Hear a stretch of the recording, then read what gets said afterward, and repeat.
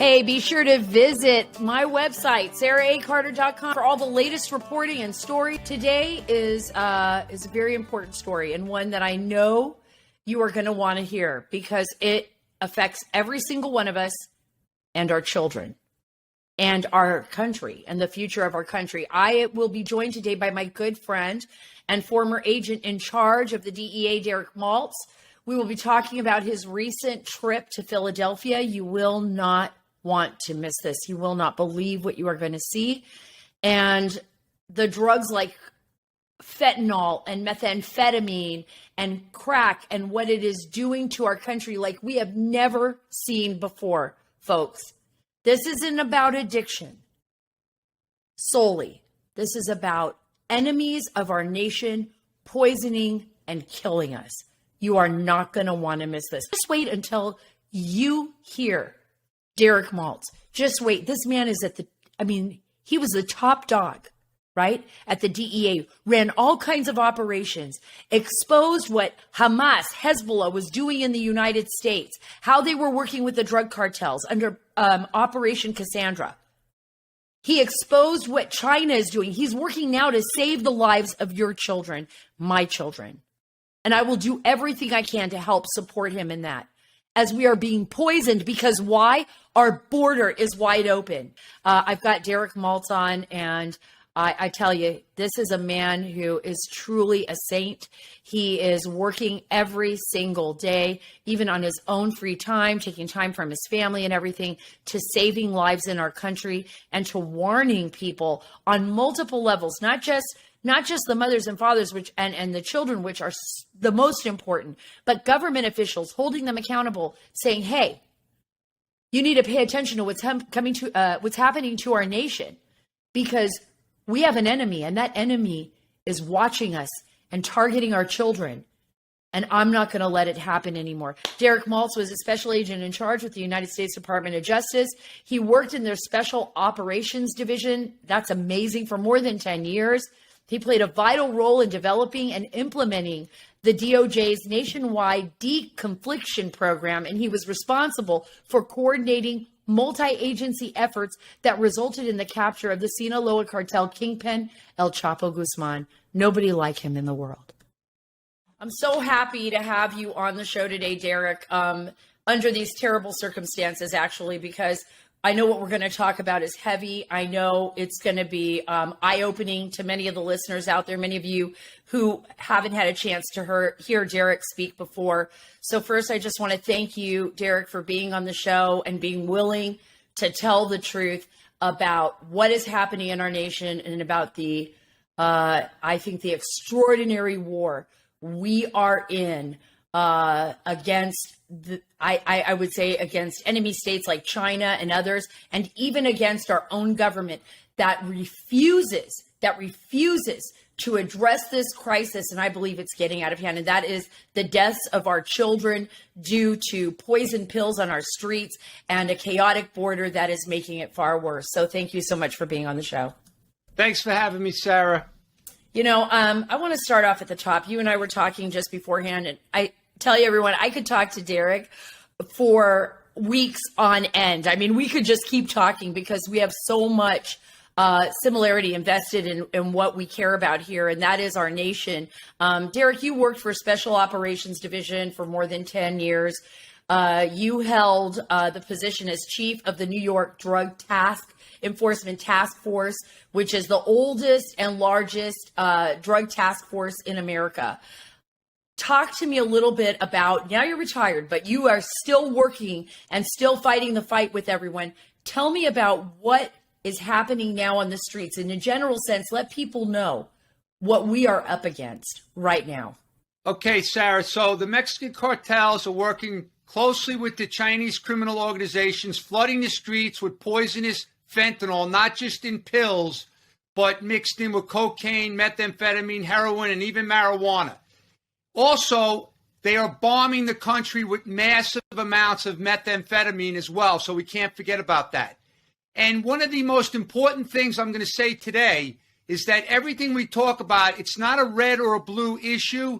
It's red, white, and blue because it's impacting all Americans. It's not about politics, because the bottom line is people from all socioeconomic classes, races, and colors, they're all being impacted. So what we have is the country is being flooded with these poisonous substances coming out of these filthy labs in Mexico, and it's being fueled by the chemicals coming from China, the precursor chemicals. You know, as Congressman McCall recently stated, that this is a great foreign policy for China to send fentanyl into America. The cartels are the enemy of our children. They are basically taking advantage of the weak security at the border and the vulnerabilities. They are operating like a global terrorist organization. They're killing more Americans than any terrorist organization that I'm aware of in the history of this country. We're losing 9,000 Americans a month. Every 5 minutes, we're losing somebody. Families are waking up devastated every single day. Some kids as young as 13 years old, they go up to the room. The parent finds the kid blue, dead in the bedroom because they don't know what they're taking. So we're not talking about a drug overdose crisis. We're talking about a poisoning crisis of American people from our adversaries around the world. But Sarah, the other thing that people don't realize is that the cartels are a multi-billion-dollar enterprise, but right now they've employed a very strategic, creative, and deceptive marketing campaign geared towards the kids. So they've crossed the line now more than ever before. We have never seen this before. And that's really, really important. The social media companies are enhancing the ability of these kids to get the drugs. The cartels are entering the kids' bedrooms. That's the bottom line, through the internet. And the other thing, Sarah, is we have pill production labs in America as well. So we have kids that don't want to go to work anymore, millennial kids, that are buying powder from these different, cartel reps in America. They bring the powder into their house. They buy pill machines online. They get the dyes. They get the coloring. And they make these pills to look just like Adderall, oxycodone, Percocet, Xanax. And they're deceiving the kids. And they're making a fortune. Right. They're making a fortune. So one example, one of these pill presses could, make 7,000 to 10,000 of these pills an hour times $20 a pill in the street. That's $140,000 an hour times 8 hours. So the profit potential is huge, but unfortunately, death and destruction all over the country. Let me ask you this.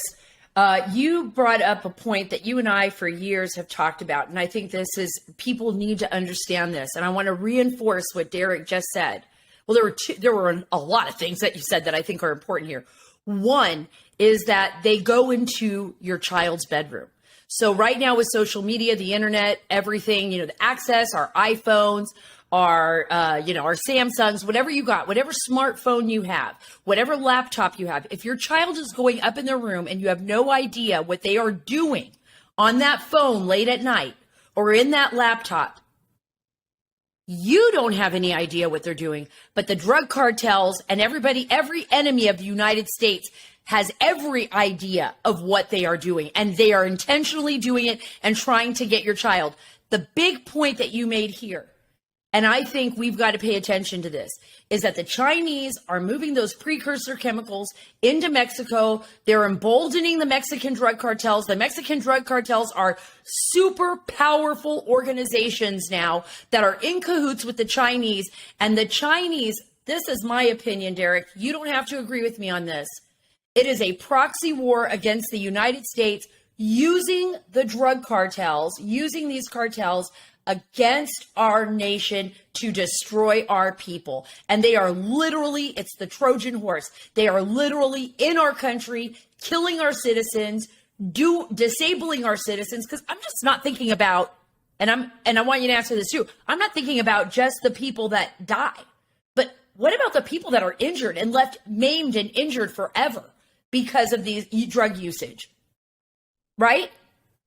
Well, Sarah, first of all, I have been literally calling this a chemical weapon attack for many years, and you're right. It's part of unrestricted warfare out of China. The synthetic drug production and bombing in our cities has gone on a long time. The fentanyl deaths started around 2012, 2013 in America. That's when we started seeing the cartel's involvement with the with the Chinese criminals. But you got to remember, the Chinese chemical brokers have been involved in providing precursor chemicals to the Mexican cartels for many, many years. Remember in 2007, in Mexico City, they made the largest U.S. currency seizure ever, $207 million from the Chinese chemical broker who was bringing in the precursor chemicals to feed the beast in Mexico. And he was Chinese. He lived in Las Vegas. But when we saw that amount of money, we knew it was off the charts as far as the volume. And that's why right now they have such good relations with the Chinese transnational criminals, because they've been doing business forever. But here's the thing. The CCP in China, they want to destroy and destabilize this country. If they could kill our kids and our future generation, 100,000 or more a year, that's a great plan for them. And unfortunately, we're not paying attention. The White House isn't talking about it because of the politics around China and the wide open border. Why? And so Why? that's a big issue. I mean, I get that, but we are literally, there is a war being waged on our nation. We would never be able to do this to Beijing, right? We would never be able to do the same type of unrestricted warfare to Russia. Why? Because they would never allow it to happen. So why is our government allowing this to happen? Why? Well, the thing is that's the number one question I get from the families. As you know, Sarah, I work closely with the Lost Forces of Fentanyl and many of the groups, many of the family members. One of the first things I always hear is, how come nobody's talking about this? We had a rally, as you remember, last August in front of the Chinese embassy to try to get some awareness. And honestly, it didn't really take off too much. This year we have a rally September 17th at the White House on the lawn, and families from around America are going to come. And they want to hold the government accountable, because nobody can understand why is it that the U.S. government, is not talking about this from the White House. Like, Sarah, I always like to show this stuff. This is 300 grams of salt. If this was 300 grams of fentanyl, this could kill 150,000 people potentially. This is not a lot of substance. So you tell me, when we've had a chemical that's made in labs like this to kill our citizens, and nobody's talking about it from the White House. The border czar was asked to fix the border, and we don't even hear from her. She doesn't go down to the border. And so the parents are getting angry over this. They want accountability. The DEA administrator, I have to give her compliments. She warned America back in September. They started the One Pill Can Kill campaign. They have tremendous I thought that was brilliant. I thought that was brilliant. And I want to commend her for that too, because even during the Trump administration, I'm going to be straight right here. And it wasn't President Trump's fault. And know that a lot of people were pushing. We needed a better campaign, a campaign that focused on our kids, that said to them, like a PSA, like a public service announcement. Hey, one pill can kill. That's brilliant, because now kids get this idea that it's Russian roulette. You talked about Chinese labs. Talk a little bit about what you know about Wuhan laboratory and what it, or Wuhan in general, and what was going on in that respect with these chemicals, with this fentanyl, with these pills. Well, back in the day, 2008, 2009, we started seeing mass amounts of synthetic cannabinoids and cathinones, K2 spice, bath salts that were inundating our cities. And we started seeing, incredible emergency room calls, admissions. We started seeing, respiratory issues, deaths, and no one knew what it was. But it was these chemical substances made in these labs, the Wuhan-style labs, and some labs along the river. We sent informants from the DEA into China. We filmed in these labs this production process. They have so many chemical companies in China. So over time, they switched from those synthetic drugs to other synthetic drugs like fentanyl. And we started seeing this explosion of deaths with fentanyl. We had an operation in 2014. We briefed former Attorney General Holder, called Operation Deadly Merchant. That's because we started seeing so many deaths as the Chinese were working with the Mexican cartels and the Dominican distributors all over America. And then it just started exploding. That's why we started seeing the deaths off the charts. But China, like you said, Sarah, they now are using the Mexican cartels as a proxy to do the dirty work, just like Iran uses Hezbollah as a proxy to do their dirty work. And you would know that. So you would know that because you were working on Project Cassandra, which was a huge operation run by the DOJ under the Obama administration that you were a part of to target Hezbollah. Talk a little bit about that so people get an idea, Derek, of who you are, because it's amazing. Your career is just literally amazing when you think about it. You can see all of these connections because of what you experienced. So my father was a DEA executive. He got me in this business, thank God, as a young kid. But I spent 28 years. But the last 10 years, I got to run the special operations divisions of the DEA. We had 30 agencies there, intel community. We had, obviously, DOD, Southern Command, Special Operations Command, Northern Command. And we were collecting a lot of intelligence and then synchronizing the efforts around the world. But during my time, we started seeing this incredible trade-based money laundering scheme where Hezbollah was working closely with the Los Zetas cartel and other cartels in Mexico, doing hundreds of millions of dollars every month in drug operations around the world, bringing ton quantities out of South America into West Africa, and then distributing cocaine all over the world and making millions and millions of dollars. So we exposed Hezbollah's link to the drug cartels. And so the drug cartels are making billions of dollars, and now more than ever, because they have the migrant smuggling and the human smuggling business off the charts because they're operating with impunity, because our government is not shutting it down. And so now the cartels are making money, the terrorists are making money. But unfortunately, as you know, Sarah, with all the gotaways that are coming into our country, we have terrorists in this country right now. And I hope to God they're not plotting something on our country, but you never know because we don't know where they are. We don't know who they are. We don't know where they are, what they're doing. It's unbelievable. I feel like we're really being targeted on all fronts, and that our government is asleep at the wheel. The only responsibility that President Joe Biden and his administration truly have for the American people, Derek, is to ensure our safety. And I feel that this administration is not only asleep at the wheel, they are driving the truck, the 18-wheeler, to our destruction. Yeah, that's a great analogy. But, you got to look at little things like this, Sarah. The DEA administrator put out that last year they seized over 20 million of these fake pills and 15,000 pounds of fentanyl. That was enough, as she said, to kill every American. But more importantly, when the lab did an analysis of the pills, they determined that 40% of the pills that they analyzed had a potentially lethal dose of fentanyl.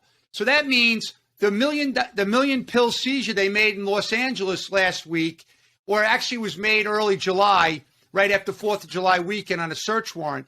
But a million pills could potentially have killed 400,000 people if it hit the streets. So for those that say that law enforcement is not effective and they're not doing a job, what about the millions of people that they're saving lives every day they make these seizures, right? That's what's amazing to me. And I want to be short because I agree with Derek here. Law enforcement, our Border Patrol agents, our DEA agents, our ICE officers, everybody who works is working to protect our country, our military, they're doing the job. They're doing the job even with their hands tied behind their backs, even when resources are tight, even when people are bad-mouthing them. They are out there every single day putting their lives on the line. And they've got families. They want to come home at the end of the day. They want to protect their children and their children's friends. So I agree with you on that. Right. What makes me angry is when you have an executive branch like this in any political party. I don't care if you're a Republican or you're a Democrat, that does not protect the American people and tell the truth for political reasons or because they're buddying and lining their pockets with Chinese money. Period. Right. And going back to the Border Patrol, let's emphasize something. Last year, they seized 11.2 thousand pounds of fentanyl, and they seized over 190,000 pounds of meth. So they're working every day despite, like you said, no support. And, their morale is very low now, but they still work hard to protect America. But can you imagine going to work to do border security every day and keep America safe, and you're being asked to do migrant processing and babysitting and diaper changing all day, that's terrible. But they're still working hard and they're still doing a good job to keep Americans safe. But unfortunately, they're getting no support. Well, they're working hard like you are. I mean, because even after your retirement, you have been an advisor to the presidents. You have worked with the DEA. You're continuing to work. And you were just actually out on the streets in Philadelphia. I was just stunned, Derek, when you sent me these videos. We have 2 videos from your trip. This is shocking footage of like just open air drug use. It doesn't even look like our nation anymore. It appears to be, and I've seen this myself in other cities, but it appears to be like The Walking Dead. I want you to take a look at this, the clip that you sent me, and then if you can respond to what you're seeing here, what you saw.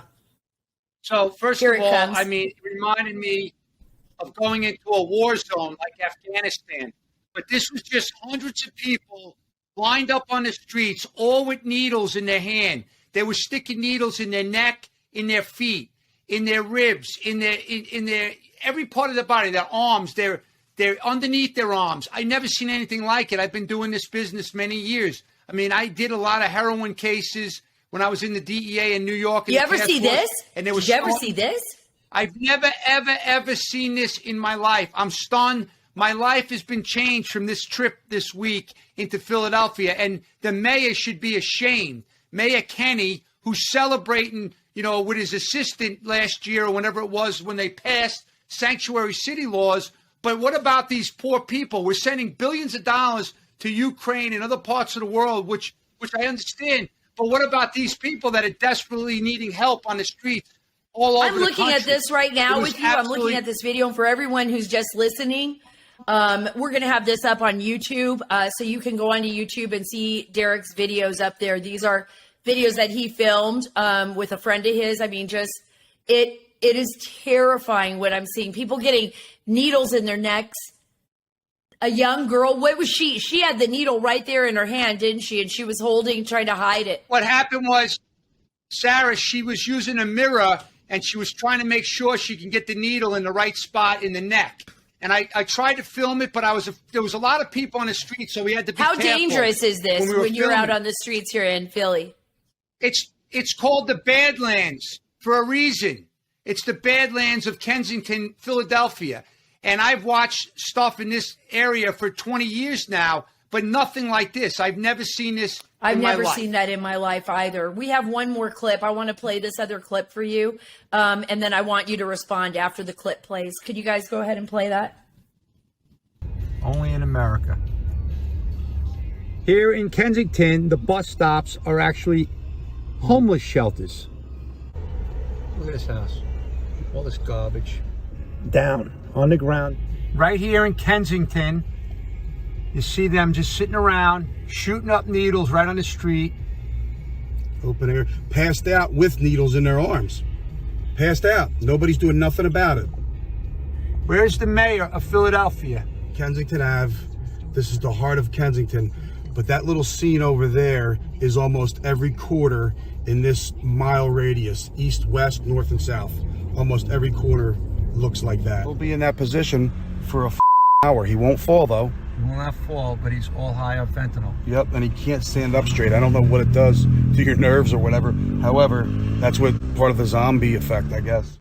It does look like zombie land, and it makes me want to cry because these are people's children. These aren't just junkies on the street. These were once young kids with big hopes and dreams and who have families and loved ones, and and it's spreading like a virus across our nation. And you're screaming off the mountaintops with these parents who have lost their kids and saying, "Wake up, America." Are people waking up? Well, it appears that there's some movement in a positive direction. If you look recently, even in Congress, a bipartisan, first time that I'm aware of it, Lauren Boebert from Colorado, Tim Ryan from Ohio, have put forth the resolution to get fentanyl declared a weapon of mass destruction. And that's coming from the Families Against Fentanyl. Jimmy Rao, the founder, he lost his son in Ohio. And I got to tell you, it's really troubling when the families have to be the leaders. Like, as an example, Sarah, a lot of people don't know this, but, there's statistics out there showing that the leading cause of death for people 18 to 45 was because of fentanyl. That came from not the CDC or the White House. That came from the Families Against Fentanyl that had to go through all the statistical data available from the CDC. And that's really troubling. It should be the government leading the efforts. These families got to have nonprofits. They're putting billboards up all over the country with their beautiful kids. They're making photo collages just to be able to show what's happening here. Isn't the government a little bit like behind in this? They should have been doing this, and they're not. It's really sad, and they're misleading the public because this is not an opioid overdose crisis. It's poisoning, like we said, and they're not doing the job by telling the public. There's no PSAs. Where's the role models and the professional athletes out there? Where's the primetime PSAs? It's just it's disgusting because I feel as though there must be an enemy within allowing this to happen. Because if this was happening in your own home, and you're of right mind, you would do everything you can as a parent to protect your family, to keep the enemy out, to protect your children. But our own government's just not doing it. Derek, you talked about the families and the families doing that. We had actually gone and testified, you and I, and as well as Heidi Riggs and others, Chris Farrell in Ohio. We actually testified before the Ohio legislature to declare the main drug cartels terrorist organizations. There was a lot of controversy behind that. I know, going all the way up to the DEA, but we wanted it to be out there. We wanted it to be a symbolic as well as a tangible gesture. Could talk a little bit about that. And I guess Ohio passed it and symbolically, but in Washington D.C., there's a lot of they're very tentative about doing that. Right. So first, just remember, it was a bipartisan, almost unanimous vote in both the House and the Senate in Ohio, which shocked me because I didn't expect that kind of vote. But anyway, the thing is that President Trump wanted to declare the cartels terrorists. He clearly saw it. The man had great instinct, and he understood national security issues. But all the bureaucrats in Washington, a lot of them, including, if you remember, when President Trump wanted to send missiles into the drug labs, former acting Defense Secretary Esper, convinced them against it. Just like State Department and these other agency heads, they were against it for political reasons. But why aren't they not looking out for those dead kids, 13, 14, 15? What about our future? Who's going to be in the military? Who's going to be the doctors, the lawyers, the bus drivers, school teachers if we lose it, all these kids? Lowest recruitment, by the way, right now in the U.S. military. They do not have enough recruits. We're seeing what's happening to our children. We're seeing what's happening to our nation. And like I tell people, I've spoken to people before. I think I brought up this analogy to you once, Derek. But I say, if you knew right now, if somebody called your house and said, hey, there is a child predator outside your kid's elementary school or middle school, and they are waiting to get your kid. They are just there with the intention of getting your kid. What would you do? Parents all tell me at meetings, I would go after them. I would kick the living shit out of them. I would beat them up. I would destroy them. I would kill them. I'm like, every single day, those predators are around your school. And if you think it's just because it's drugs and it's not the 1980s, folks. It's not about just giving selling some, marijuana to your kid, some hashish. This is about literally warfare on your children. And one pill will take your child's life. That's it. Right. And, what I found to be really interesting, you speak about marijuana. Again, if you look at some of the data coming out now, the Wall Street Journal just had a story about how there's obsessive marijuana users. A lot of these school shooters, or all of these school shooters, were high on this very pure marijuana that's being sold now. And by the way, for those that don't know this, very important fact, the Chinese business owners that are here in America taking these drug dollars, they're buying real estate and houses, and they're making state-of-the-art indoor grow operations, and they're selling very pure, 20, 24% THC marijuana across the country. And by the way, Sarah, you know this, but the public doesn't realize it. The Chinese are now facilitating all the money laundering for the Mexican cartels through encrypted apps and Chinese banking accounts. And they're using these kids that are here in America, these Chinese nationals, on student visas to pick up the drug dollars, which is really, really unbelievable. We never saw that. So you're a federal agent. You've worked on highly classified cases with the Department of Justice. When you are looking at this, Derek, when you see this happening, I have to imagine that somewhere at the CIA, there's a group, focused on this. At the DEA, there's a group, there's a joint task force, and they've got to be sitting there writing reports saying, holy shit, we are literally at war in a totally different way now than we've ever seen. Like, we are being targeted by China, by Russia, by North Korea, whatever it is, wherever those connections are, but let's just stick with China. Why are we not doing anything about this? I mean, why are we allowing the Chinese to buy up land, to poison our kids? And I'm talking about the Chinese government, to do things in their own country that by principle we don't even agree with. Just sterilizing Uyghurs, killing people for political purposes, running a credit system across China, and by the way, trying to change the geopolitical system of the world. Why are we allowing this to happen? Great questions. I don't have the answer. It's mind-boggling to me because I thought the first job of the government is to protect American citizens. And this is pretty clear. I mean, just remember in Hartford, Connecticut, early in the year, it was an actual hazmat scene in the middle school because a 13-year-old kid brought 40 bags of fentanyl in the school. He died. And then at his house, they found 100 bags of fentanyl. But the thing is, it's like this close alignment now between these Chinese operatives and the cartels. And remember this, if China's providing the money laundering services and the chemicals, if that was shut down tomorrow, then the cartels can't produce these chemical weapons in their labs in Mexico.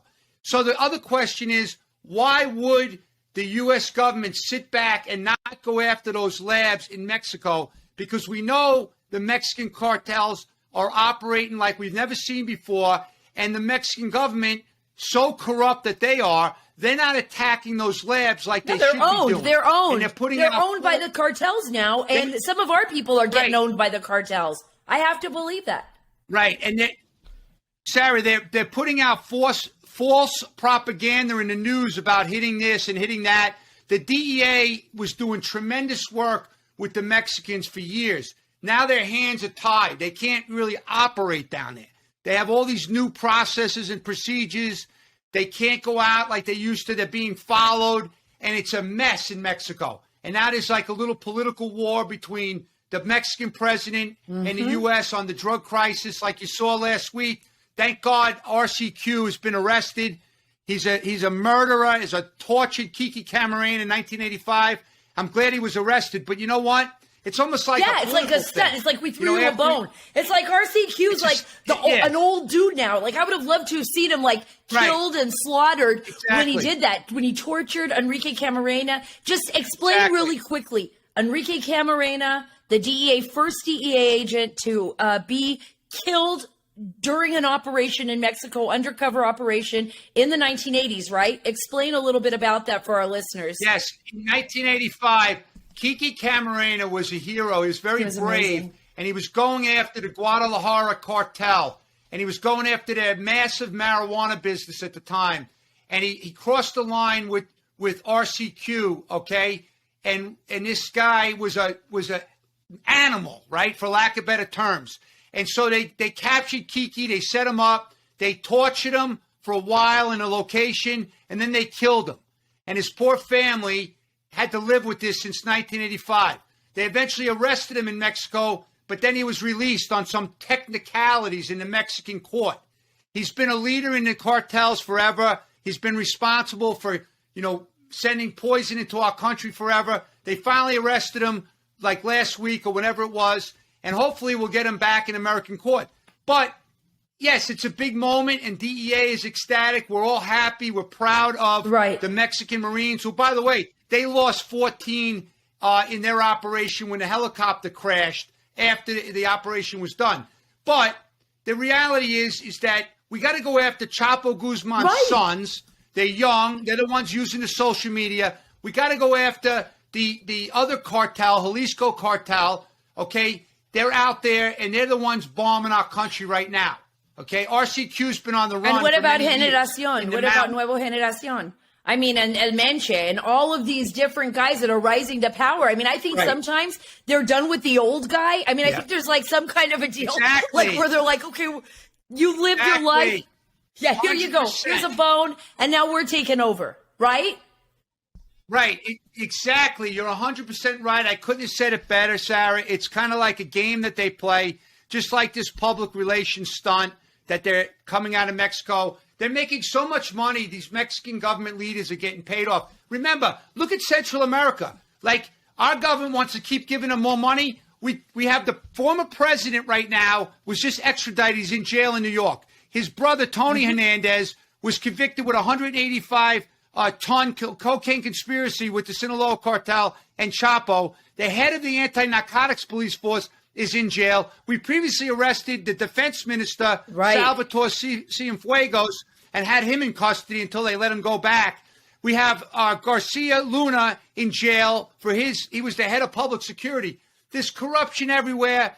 The economy's booming down there because of the drug cartels. So they don't want to stop the business. But our State Department wants to say this is the greatest trading partner. But what about our kids? What about our kids? What about what's happening across the board in our hemisphere? I mean, we're going to lose. We have so much potential in the Western Hemisphere to be the greatest geopolitical giant on planet Earth. We've got resources. We've got oil and vacation and southern hotspots and except what do we not have going for us? Any kind of leadership, any kind of common sense or sensibility. We've got countries under the thumb of the drug cartel. And by the way, I still believe, Derek, that some of the people here on our side of the border are under the thumb of the drug cartel, because I always find it very difficult to believe that it's just so easy to ignore for so many of them. There's money, there's favoritism, there's like, don't tread on my turf and you'll get some of this, even if it's not directly drug related on the outside. One of the last questions I want to ask you, and it's because I know I told you guys I could talk to Derek forever. This is probably going to be the whole podcast because I could just talk to him forever. Is the supply chain. And I don't think people have a really good idea of how a drug supply chain works. I talk about transit routes and how, the cartels fight over, special areas of the border. They control areas of the border to move their supplies in. But from the beginning to the end, can you kind of give like a brief synopsis of what a supply chain is and then how it's distributed across, I know I'm asking a big question, across the United States?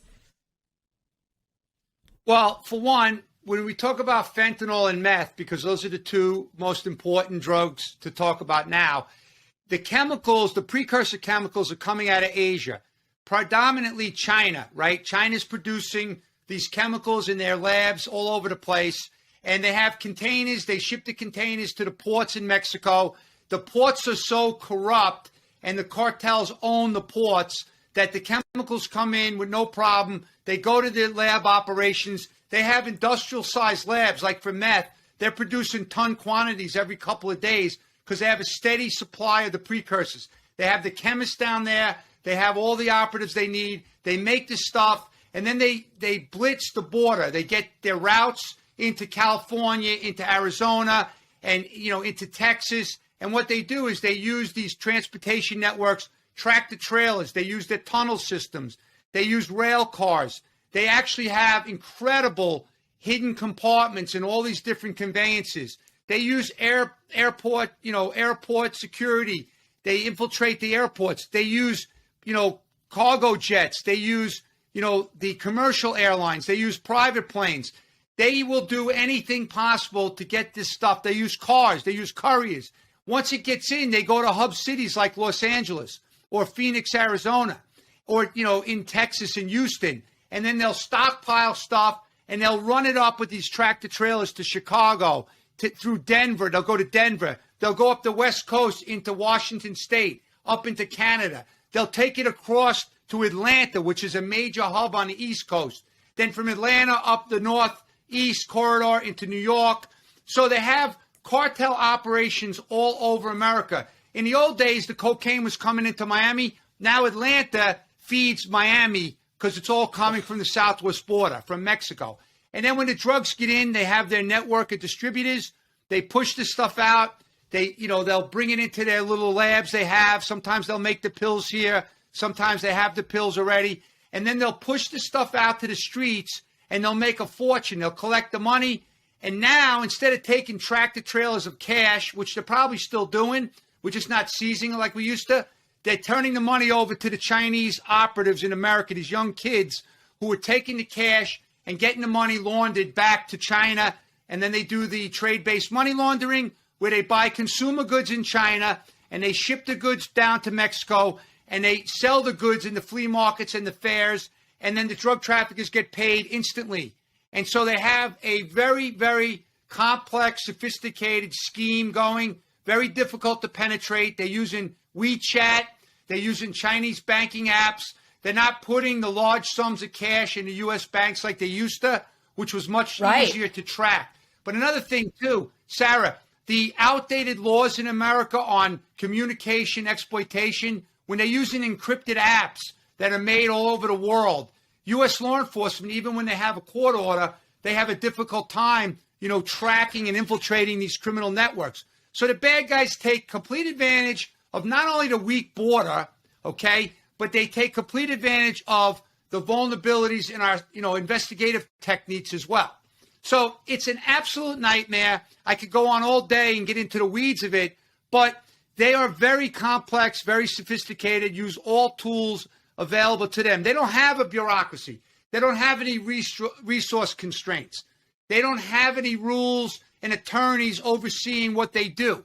And they certainly don't have the ACLU criticizing them like law enforcement has every day. Every time law enforcement comes up with an innovative program like license plate readers or these other programs, they get criticized, that they're infiltrating, public's rights to privacy and all this nonsense. The reality is law enforcement is trying to save Americans from the poison that's coming into our country at historic levels, and their hands are tied, and they're not getting the support, and that's why the country's a mess. Just look over the last couple of weeks, right? They had, so many good seizures out just this week. Tijuana guy comes over the border, 250 pounds of fentanyl hidden in his gas tank. Then they had 150,000 pills seized in Colorado. 100,000 pills seized in L.A., 1 million pills seized early July in L.A., historic level seizure in Colorado, 114 pounds by the Highway Patrol, another 200,000. Last year alone in New York City, the DEA reported a ton of fentanyl seized. The 12 million pills seized in Phoenix. I can go on, but let me just finish by saying this, because this is frightening right now.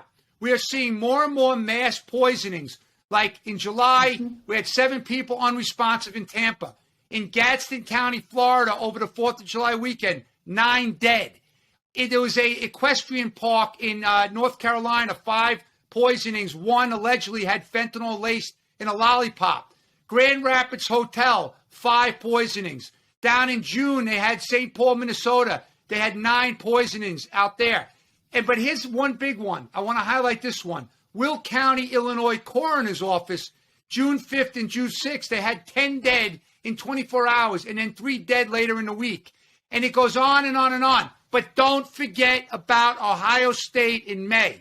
Pre-med student, 21 years old, neuroscience, takes what she thinks is an Adderall pill, and she died because the cartels are targeting the kids that take legitimate Adderall for ADD and focus disorders. It's a crisis like we've never seen, not being exaggerated, just need some action. We got to stop talking. Absolutely, Derek. And that's why I have you on the show, and that's why I'm going to continue to bring you back. I want you to be able to give parents, though, and I'm going to put it up on the website again, where can parents go to help you and help the other parents fight back.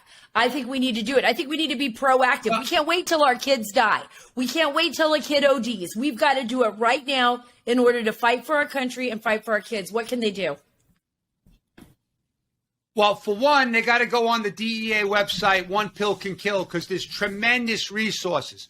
There's family fentanyl groups like Lost Voices of Fentanyl, the Fentanyl Coalition. There's other, advocates like Song for Charlie in California.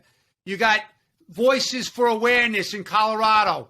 There's so many great Americans that are establishing nonprofits, Demand Zero in Connecticut. And you have all these resources are available. They're putting out videos. They're putting out different brochures that you can bring to school. There's so many advocates out there, and the list can go on and on and on. But it's really sad because the government's not doing their job. If you want to see the documentary we did in 2018, go to www.thedarkwire.com. That's thedarkwire.com to see Derek Maltz in the video that we did, documentary called Not in Vain, V-E-I-N, Not in Vain, V-E-I-N. And it's gotten so much worse since then, but I think it's a good overview of what we are dealing with right now.